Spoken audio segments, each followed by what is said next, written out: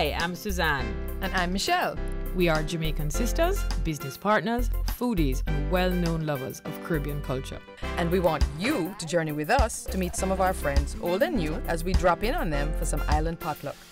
Get to know all the quirky and creative characters we meet and share in some good food, drink, conversation, laughter, and all-round wicked island vibes. Make no mistake, this is the real deal. Showing you what it is to live, work, and play in what is home for us.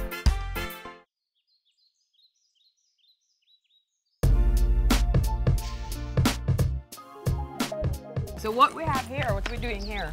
Well, what we're going to be doing is showing you the start of the tour. This is how we normally start the tour. So this method, the animal method, dates back to the 16th century. But we have far past that, we have outgrown that. So this would have been back in slavery days? When Even before. Even before slavery? Even before slavery. Yeah, man, way before slavery.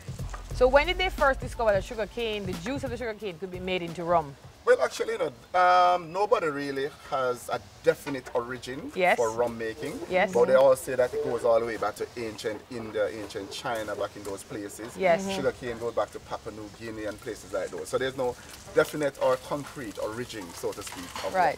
All right, so as we just spoke about the donkey, now this is the mill that we have actually moved to from using the animal method. But of course, we have outgrown these now. We're using some huge rotary mills now. Very huge. Probably 3-4 times the size of this one, each of them. So what time frame would you have used this? What year? What period? Well, these came in just before the 17th century, just about the 17th century thereabouts. Cool. Yeah, very interesting. Right, so after that now, after you squeeze here with the juice, yes. we actually came to these coppers now. They're called we know coppers. all about these. Right, and these are what they used to boil the cane juice in back in the day. Yes. Right? But just like how we're not using the donkeys anymore, you know, we're not using these anymore. Right. So we squeeze, they used to boil the juice here, but instead now we're using evaporators.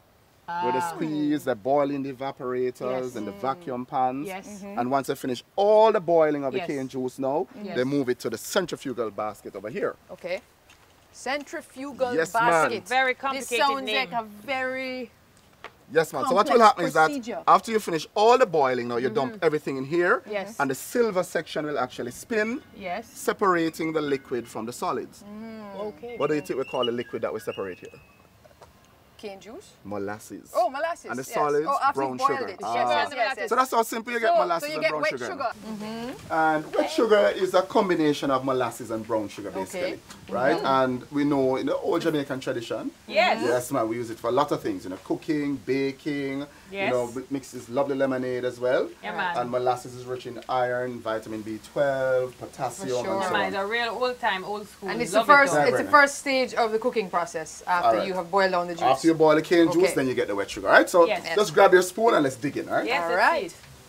And it tastes a lot better than it looks, right? So don't worry about how it looks. No, we won't worry about that. All right. It looks good. Yes, man. Look Very at nice. that color. Just think about doing some barbecue sauce with this. Yes, man. So just catch it from the bottom of the spoon right there. We like the depth of the flavor, yeah. And tell me what you're picking up from that now. It's delicious. Sweet. Well, it's the crunch and the grain of the actual sugar. Right. It's sweeter and less bitter than molasses. Right. And it has Perfect. Perfect. almost slightly burnt. Smoky and burnt. And Oh, there yum. is the initial bite is salt. Right.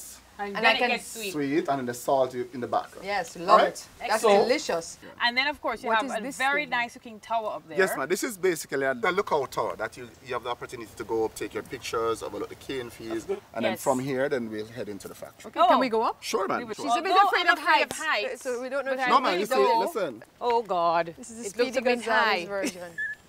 Don't get afraid, Susie. Don't worry about it.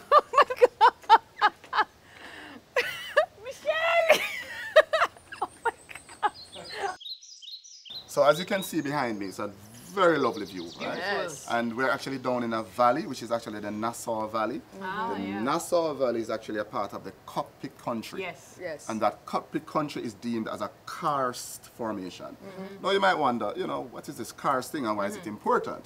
But you see, any soil that is within a karst, Yes. the soil is extremely rich. Fertile. Right. That richness lends itself to our sugar cane, Yes. right, which reflects in the characteristics of our rum. So now you see the Sure. importance. Yes. Yes. Now over there to your right is actually, this is where we actually burn the fibers from the sugar cane Okay. to generate steam for our turbines, which runs the factory. So in other you're words, we're eco-friendly. So you're full eco-friendly very environmentally friendly. We're trying to be as green as and possible. completely Yes, man.